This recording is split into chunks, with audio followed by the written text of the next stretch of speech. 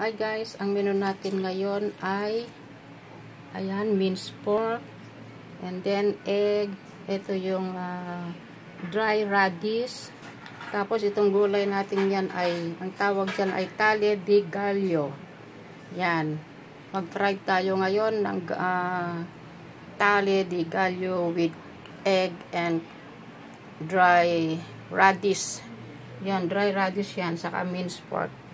Yung egg natin na scramble natin yan guys. Tapos si John lang, cut lang natin siya na maliliit itong long vegetable na to.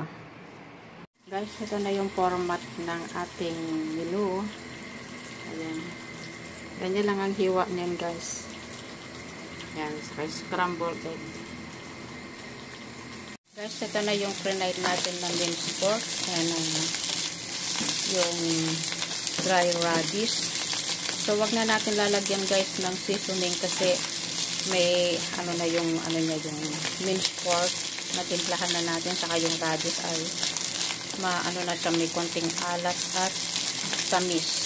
At yung egg natin ay linagyan na lang natin ng konting salt and sugar. So, lagyan na natin ng egg guys. Ayan. Bali 2 egg guys ang linagay ko dito.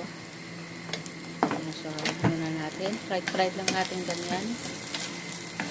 Pagka medyo na ay okay na siya.